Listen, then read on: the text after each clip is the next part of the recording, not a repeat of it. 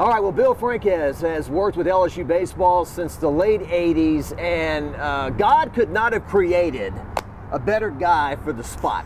You know, God bless, you know, it's going to be it's a Skip Bertman of baseball SIDs. Whoever has, the poor guy that has to replace this guy one day, like 20, 30 years down the line. Yeah, of Something course. like that. Of course. Bill, thanks so much for dropping by. Jacques, thanks. Appreciate that introduction. It's very kind of you. I always say, I have the best job in the world. I'm the luckiest guy to have done this for so many years, to work with a great university and a great baseball program. I've been very fortunate, so I'm grateful for having been able to do this for so long. Well, and it's hard to even describe what your job title is because, I mean, you're like a guy at the circus. You know, you're juggling so many things. I mean, at the home games, you're the PA announcer, and then after the game, you type up the, the summary of the game with the quotes. Right. And you're also doing the post-game radio show. Yeah. I mean, you're rushing down from the press box to the, what do they call that? The clubhouse. Champions Club. Yeah. To do the post-game interview with Jay Johnson. Yeah. And then everything else you do, and then on the road, you're the color analyst for Chris Blair. Right. So also, do a few other things, keep stats, write press releases, arrange interviews for the players with you guys, and things of that nature. So it's a multifaceted job. But again, man, it's a blast. It's very time consuming naturally, but I couldn't ask for a better position to be in than to have done this for all these years. Well, and then I would call you a LSU baseball encyclopedia, but for people that are like under the age of 35, I'm not even sure they know what those mean anymore, right? Yeah, you're right. And then I sound like a broken record. That's another one that's, Yeah, there are no world books on the shelves anymore, or Encyclopedia Britannicas. Yeah, but it's all Google. But I like to think that I've accumulated a pretty good wealth of knowledge about LSU baseball over the years. I've definitely seen a lot. 1989 was my first year. It was Ben McDonald's final year as a stud pitcher here. Ben won the Golden Spikes Award. LSU went to Omaha that year, and it's just taken off from there. Yeah. LSU baseball fans, they take their history seriously. Yeah.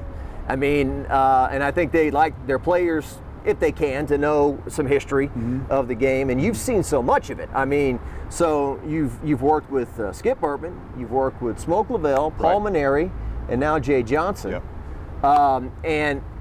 During this last thing at Round Rock, they asked these trivia questions to the crowd. And they say, how many College World Series has LSU been to? And I was adding it up in my head. I said, okay, I think Skip went to 11. Correct. Smoke went to 2. Yep. And Paul went to 5. That's right. And then somebody said, Smoke went to 2? Yeah. I'm like, yeah, he was pretty good too. Yeah. So you've worked with 4 coaches. Yes, exactly. Skip I started with Skip in '89 through 2001 was his final year. Then Smoke from 2002 through 2006. And by the way, Smoke went to Omaha twice. He also had the best SEC record in the league in that 5-year span. So Smoke did a heck of a job as well. And of course, Coach Mainieri took it to a new level. He started in '07. By his 3rd year in '09, he won the national title, LSU's 6th national championship. And of course, Coach Mainieri was here all the way through 2021. Capped it off with a regional victory in Oregon, and then he retired after a nearly 40-year Hall of Fame career. And then Jay Johnson, as I said earlier, he was hired in June of 2021, and he has certainly, in a very short time, put his stamp on this program. He's a first-class individual, both on and off the field. He commands tremendous respect, I think, from the players. I think he's very good with you guys and the media, and he does an excellent job in promoting his program. And he's been a real pleasure to work with, and I just can't wait to see how far he can take the Tigers. Yeah, and I want to talk a lot about Jay with you, but and then real quick, Capro and Mainieri, who did a tremendous job. Yeah. And of all the coaches I've dealt with at LSU, I'm not sure if anyone was better with the media. Oh, he's something, man. He would apologize for missing a phone call. I'm so sorry I missed your call. Sorry I didn't get back with you. I mean, I think he was batting about 1,000 on charity appearances too that he was asked to attend. I love Paul Mainieri. Easily one of my favorite people of all time at LSU. Just such a generous individual with his time. Always concerned about the well-being of others. He always wanted to know how my kids were doing, how my wife was doing. He's just a wonderful all-around representative of LSU, and he was a pretty good baseball coach too. Yeah. Took LSU to Omaha 5 times, won the title in '09, almost won it in '17 in the finals. So can't say enough about him, and I'm sure he will be a soon-to-be inductee into the LSU Athletics Hall of Fame. In fact, this summer he'll be in the Louisiana Sports Hall of Fame. Yeah, he wouldn't have stuck around at LSU that long for being a nice right, that's guy. Right, you were a national seed like 7 years in a row or something. Yeah, that's right. And the 2017 team, Bill, real quick. If he wins that one, yeah, is 2 the modern day version of 5? I think so. Yeah. That Skip won, maybe, or close. Something like that. Because I think in that span of time, Casey at Oregon State, he was the only guy that won more than 2. I think he won 3. He won 3, correct. He won back-to-back. Casey at Oregon State won in 06 and 07, and then he won it again in 18. You may remember we went to Corvallis that year and lost in their regional. Yeah. And they went on to beat Arkansas in the national finals in Omaha. So yeah, Casey had 3, but yeah, winning 2, I think, is a pretty high standard to meet in this day and age of college baseball when everybody's good. Everyone invests in the sport. Everyone has great athletes and great facilities. So it's even Skip Burtman will tell you it's much harder to win now than it was back in his day. Yeah. If Kramer Robertson was here, who I see a lot now because of his mother, of course. That's right. We could go over 2017 and the bad luck and the pitcher that got hurt, Eric Walker. Yeah, that's right.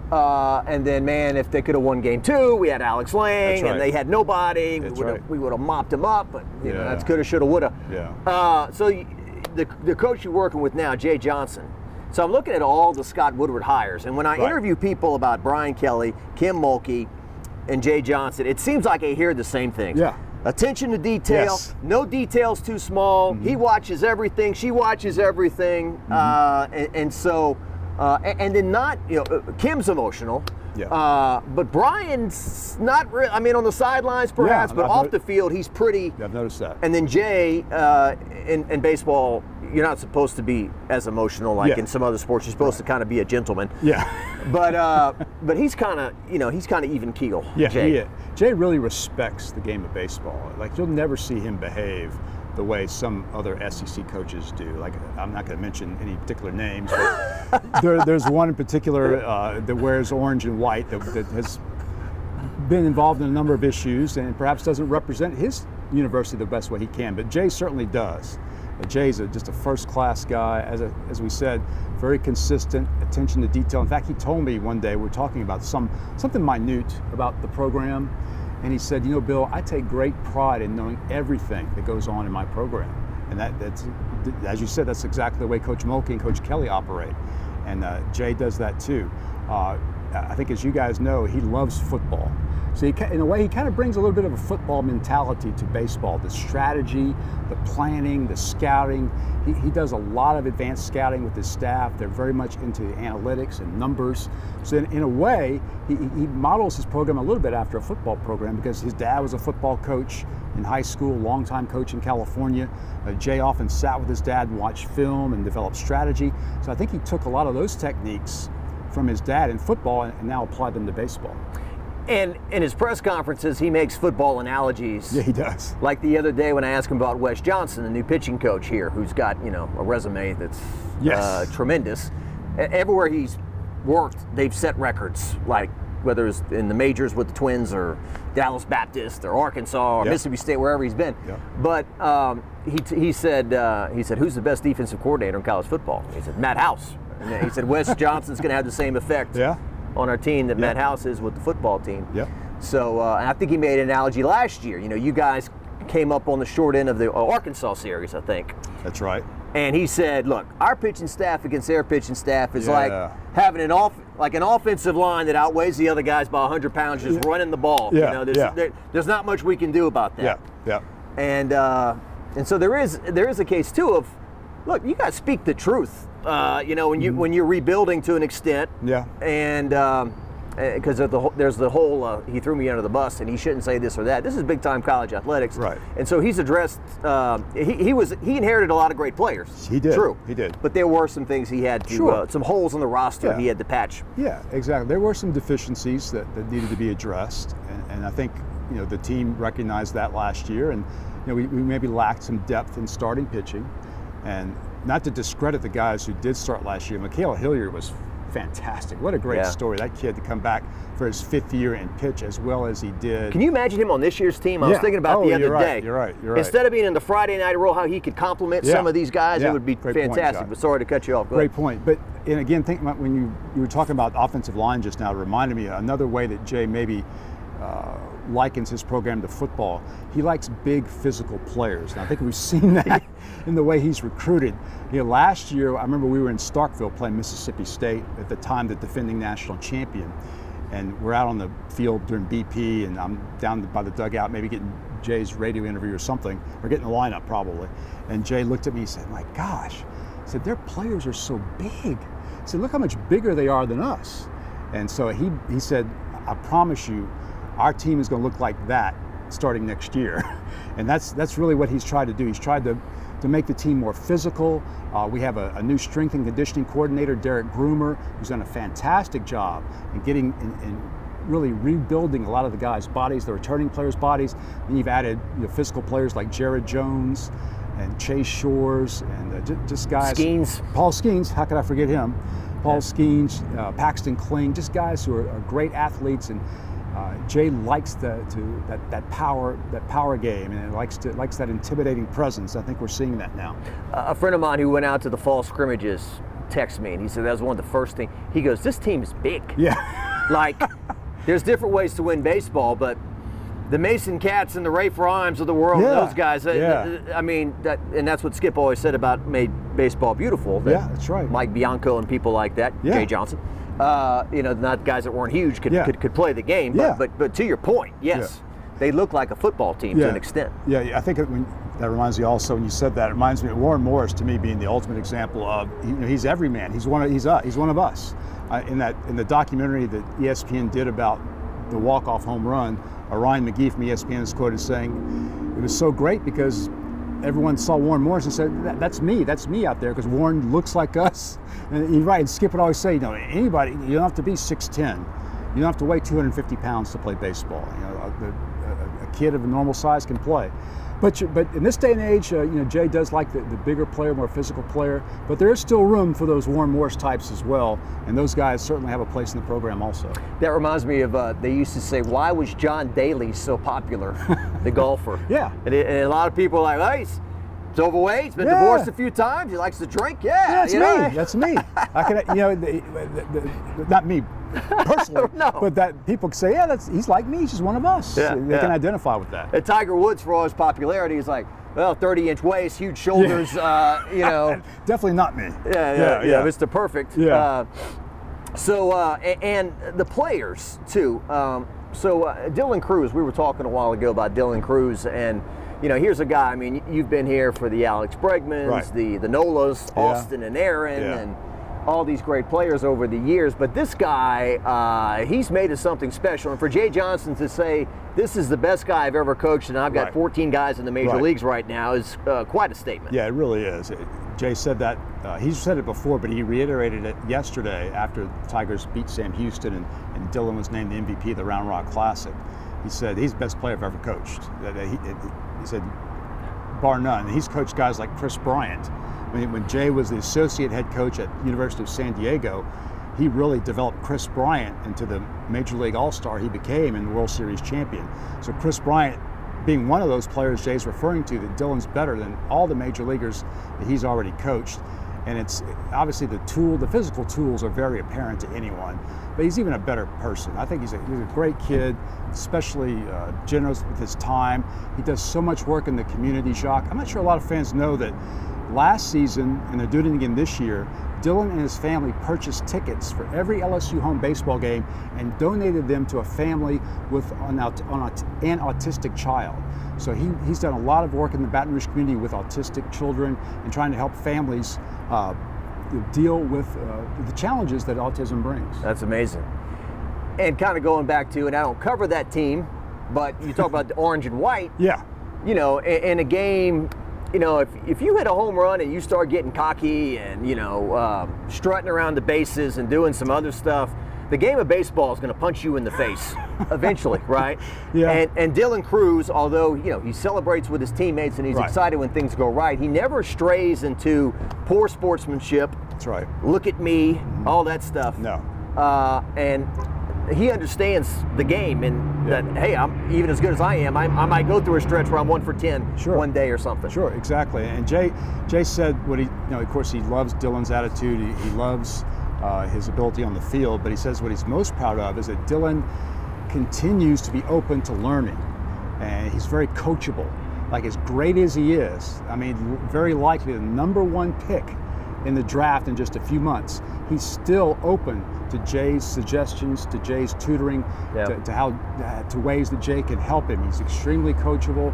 He continues to develop. He wants to improve. His defense has improved tremendously, Jacques, I think, in the last year. And that's an area he really worked upon. I think it's been evident so far the way he plays center field. And Braden Gilbert, kind of like a basketball player who averaged 20 points a game, but maybe his shooting percentages weren't that great. Right, He needed to right. play some defense and polish up some other parts of his game. Braden hit 18 home runs last year, but in the post game of the other day or yesterday with Sam Houston, Coach Johnson said, "Look, I was on the phone with him all year long. Yeah. You got to improve this, this, this, and this."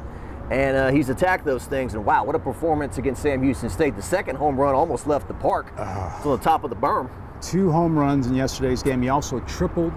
He drove in 5 runs. It's the second time since last May he had a 2-homer game. He was the last Tiger to hit 2 homers in a game. He did it in that Vanderbilt series to end the regular season, and he becomes the first Tiger to hit 2 homers in a game this year. And you said it, Jacques. In fact, the first time Braden came to the plate this year, I said, wait, who's that? I didn't recognize him. His body has completely changed. And he's lost weight. He's slimmed down again. Part of that process I mentioned earlier with Derek Groomer in strength and conditioning. 25 pounds, I heard. Yeah, he's really reshaped a lot of the players' bodies, and Braden may be the best example of that. I didn't even recognize him when he came up to the plate the first night at the box. And you saw it. In fact, there was a play at some point this past weekend where he had to beat out an infield chopper. And last year's Braden Gilbert never would have done it. This year's Braden Gilbert did do that, and it led to a big inning for the Tigers. So you can tell he's more athletic. He's become a better teammate, as Jay has said. He's just improved in every area that Jay insisted he improve in order to be a part of the team. And he's really thriving right now. Yeah. We could go up and down the roster and talk for 5 hours, but it's only a matter of time before Tommy Tank starts hitting, right? I mean, and he actually got off to a great start. His first at bat, sharp single, RBI single, here we go. Yeah. Then he dives into first base on a pickoff and he throws out his shoulder, and so he's been kind of playing catch up since then. Yeah, he really has. And Jay said, he's not there yet. He was asked about, I think it was after the Iowa game, one of the media members asked about Tommy's play, and Jay said, he's not there yet. He's only had maybe 10 at-bats at that time. Yeah. He's just, it's going to take a while for him to get back into it. Just still dealing with some shoulder soreness. I mean, the shoulder actually popped out, and they had to pop it back in after he had dived back into first base. So he's wearing a small brace on the shoulder as well. So that probably creates a little sense of being uncomfortable. So I think once he gets back to 100%, I think we'll see more of the Tommy Tanks that we expected to see. Well, and it's unselfish for him to go out there, right? Yeah. I mean, there's some guys that would protect their batting average, and I'm not going out there till I'm ready and everything. But he got a hold of a couple that just kind of, that was somewhat a big park you were just in, 407 in the alleys. Yes, it was. Yes, it was. And as I said, on Friday, it was definitely not a hitting environment. The Kansas State kid hit a home run. I don't know how that ball got out. But the wind, it was cold, the wind was blowing in, very difficult to hit that day. Saturday, similar, overcast, cool temperatures, slight breeze blowing in, and yesterday was a hitter's day. But yeah, the conditions weren't great for Tommy, along with the fact that I don't think he's 100% healthy right now. Yeah. Trey Morgan, smooth, he's played first base, is now playing some left field. Yeah, because, and that is because Tommy White would be playing third base if he was completely healthy. They're not comfortable with him throwing the ball right now with that shoulder injury. So if you move Tommy White to DH, now what do you do with Jared Jones, who's been the DH? You can't take Jared Jones's bat out of the lineup. That guy's been phenomenal, true freshman from Georgia. So Jared can play first base. All right, well, we already have the best first baseman in the country, in Trey Morgan. What's he going to do? Well, Trey has worked in the outfield at times during his career.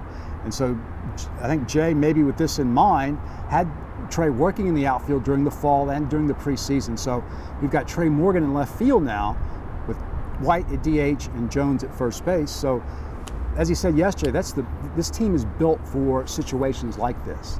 It's next man up. We have the depth now. Jay has some flexibility in how he can construct the lineup. And even the guys who aren't playing right now, there's so much talent. Yeah. Like this Ethan Fry.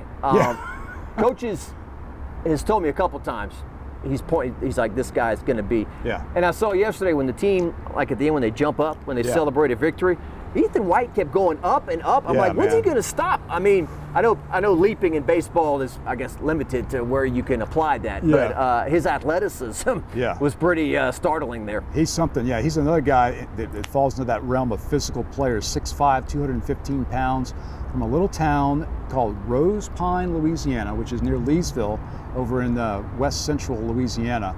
But yeah, he's a guy to watch. He's going to be a big-time player here before it's over. He can do a lot, too. He's a catcher by trade, but naturally we have a lot of catchers right now. But Ethan can play first base. You saw him yesterday play outfield. In fact, he made the final catch in the outfield to end the Sam Houston game. So, yeah, definitely looking forward to watching him develop. And the Sam Houston game was a game dominated by offense, but Sam Houston had a great offense themselves, who had scored 18 against McNeese, 25 against Rhode Island. Yeah. And Coach Jay Johnson pointed at Garrett Edwards as somebody who did a fantastic job. He really did, and that was great to see, Jacques. You remember Garrett 2 years ago as a freshman. He was a big part of that Tiger staff that ended up winning the regional in Oregon and going to a super regional. He is at a high school. He was more known for basketball. He was a prolific basketball scorer in the tiny town of Pitkin, Louisiana. Pitkin High School, Class B basketball. I mean, he lit it up. In fact, he's I believe he's in the top 30 of all-time high school basketball scorers. But he also, of course, started playing baseball in high school, pitched a little bit, and Coach Maneri and his staff recruited him and thought he had the potential to develop into a major college pitcher. He appears to be on that track now. He was set back last year by injury, but this year he looks back to where he was in 2021, and hopefully with Wes Johnson providing the guidance, Garrett can continue to be make a bigger impact upon the staff. He was great yesterday. All right, well, I could talk to you forever, but I got some deadlines. You got some deadlines and some things to get to. I've wiped my lip 15 times because we're getting to that time of year where I sweat from my lip, and it's getting warmer. It's hot. It's hot here. Yeah, in I put Austin, you right man. in the sun. I'm toasty. That's all right. Sunlight makes everything look better, but Bill might need to change his shirt or take a shower or something, myself as well. But thanks so much. Thanks for the job you do. Thank you. Appreciate it, man. Thanks for everything y'all do. Absolutely.